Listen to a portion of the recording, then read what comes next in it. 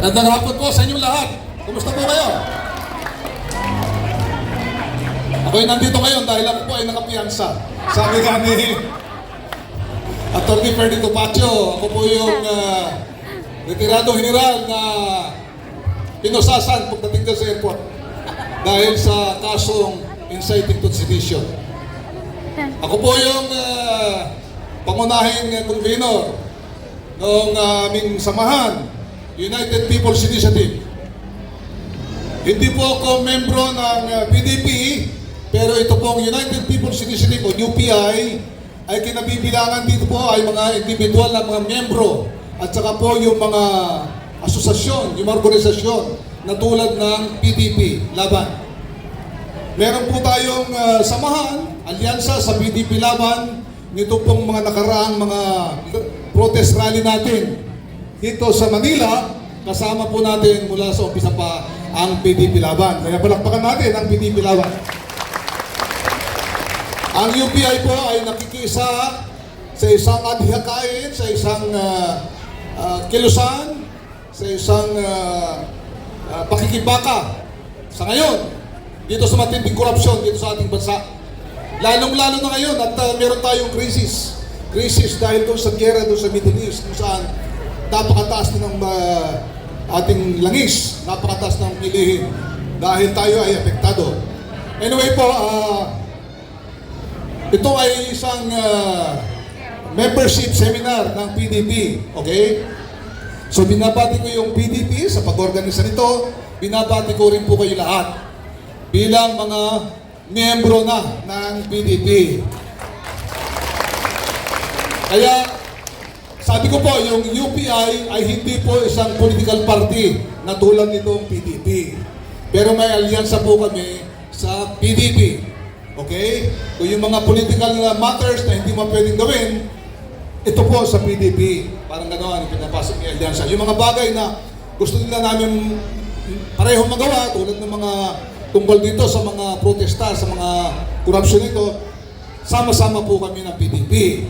Kaya kayo, PDP, ngayon, pagkatapos ng seminar, kayo rin po ay inibitahan namin, baka gusto niyo rin pong sumama, maging miyembro ng United People's Initiative. Ang United People's Initiative po ay nagsusulong ng mga adhikain, ng mga reforma sa gobyerno, tulad na nito, itong matinding korupsyon na ito na nangyari sa ating bayan. Kaya muli, hindi na po ako magpapakatagal sa inyo. Congratulations, PDP. Congratulations po sa inyo lahat. Welcome po kayo. Sa susunod, mag-PPMS din para ko yung UPI dito. Maraming salamat po. Thank you. Maraming salamat po. Retired General Romeo Pukis. Gusto nyo ba ang lumalaban, ang matapang na lumalaban sa Senado? Huwag niyong kalimutan. Malay mo, mapilit natin, General Pukis. Malapit na yan, Kago. Siyempre. Ha? Okay, medyo bilisan na po natin at medyo late na po, pasensya na at ito, magbigyan po natin yung ating isa pang speaker, walang iba kung hindi si Attorney Brigadier General Virgilio Garcia. Magandang hapon po sa inyong lahat. Kanina po nung nagsasalita si Atty. Topacio, sabi ko na kung sino kaya ang susunod magsasalita doon kasi napakahirap sundan. Dahil napakagaling magsalita. Pagkatapos sabi ko baka ba pagkamalang kami magpinsan din. Makakasin din kami kaya lang pataas. Sabi ko akala ko huli si General Pukis. Sabi ko at least pataasin din yung kasin ano. Ngayon ito po si General Pukis at saka si Atty. Topacio. May kaso na po yan na anong kaso? Libel ano? At saka inciting to sedition. Ako po yung kaso ko, inciting to seduction.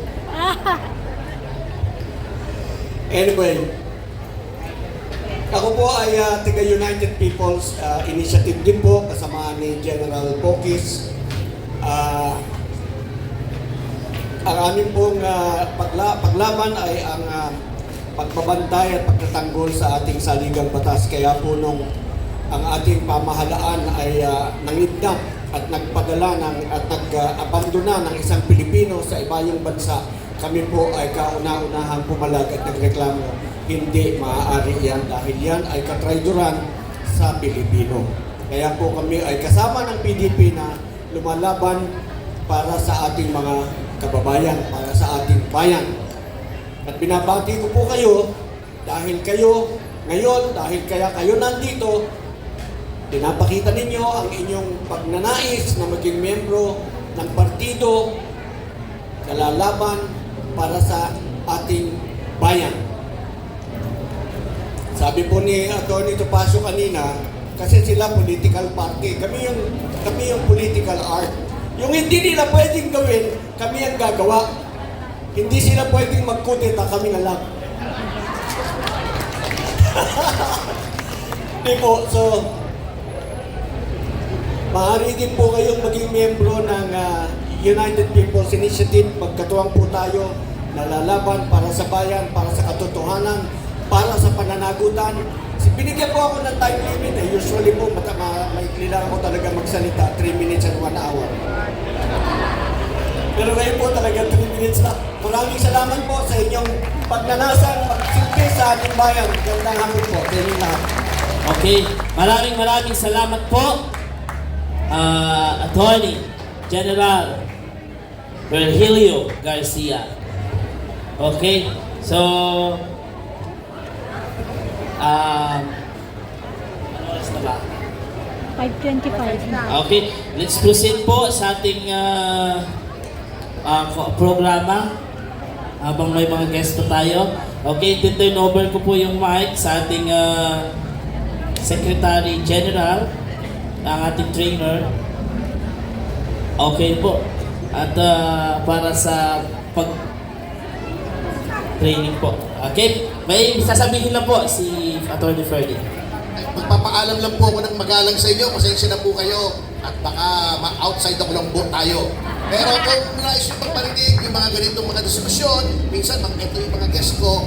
Yes, yun, Topacio po. Monday to Friday, alas 11 hanggang alas 12 sa DWIZ 882 o sa Channel 23 at hanapin nyo rin po sa YouTube at saka Facebook Live. Programa ko po yun, araw-araw po yun at pwede kayo makilahok doon sa comment section kung may comment to kayo. At isang beses, i-guest natin si Benj at si President na si President Robert. Ayun, President Robert, guest kita ha. Ronald. Oo, next week ha. Okay. Maraming salamat po sa inyo. Salamat sa mainit na pagtanggap. Mabuhay ang PDP! Mabuhay si Pangulong Duterte! Mabuhay ang Pilipino! Okay, maraming salamat po, Kang Ferdy. Ako pala si Ronald Go, kasalukuyan kong kagawad ng Barangay Kaligayahan, District 5. Kaya alam niyo na po yan? District 5? Okay po. So ako po yung si Ka Ronald. Si Ka JB Fritz po, si Kagawad JB. Asan na po? Ayan, palakpakan natin ulit. Kami po talagang nagpapasalamat po sa inyo mula po sa ating National Council na pinamumunuan po ng ating President Duterte. Palakpakan mo natin. Pastor Duterte.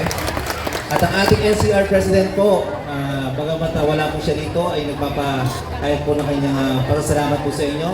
NCR President Ka Bernie Angbo, palakpakan mo natin. At syempre po ang Quezon City Council. Ang inyong lingkod, nasa harapan niyo na at nagpapasalamat po sa inyo. Palakpakan mo natin. At syempre po, ang ating District 3 Council na pinamumunuan ng inyong Presidente, ang inyong former kagawad, Bari Baksa, palakpakan po natin. Panginoon po dyan. At nandito po ang kanyang Secretary General, former kagawad, Dennis, palakpakan po natin. At tayo na rin po yung kanyang council, tayo na po, palakpakan po natin. Palakpakan po natin. Alam niyo kung bakit? Kailangan mo na isang malakas sa palakpak. Bakit? Dahil po, itong BMS nyo ay naging espesyal. Bakit po? Ang BMS po namin, naging member po ako ng PDP Laban since 2011. From 8 o'clock to 5 p.m. na kung saan 2-day seminar po. Ngayon po, ilang oras po kayo? Diba sa sobrang pagmamalo, iniksian na, kaya pala paano yung council? At bukod po dyan, balita ko may pakain ang inyong council. Palakpakan naman po natin. Ako, bibigyan lang po yan. Kasi kami po, nung time namin, ay tubig at skyflex lang. At 2 araw na seminar. Kayo po ilang oras? Anyway, tumanggal lang naman po tayo dahil sa registration. Tama po? Dahil meron po tayong mga bisita na kung saan ay napakapalad po ninyo.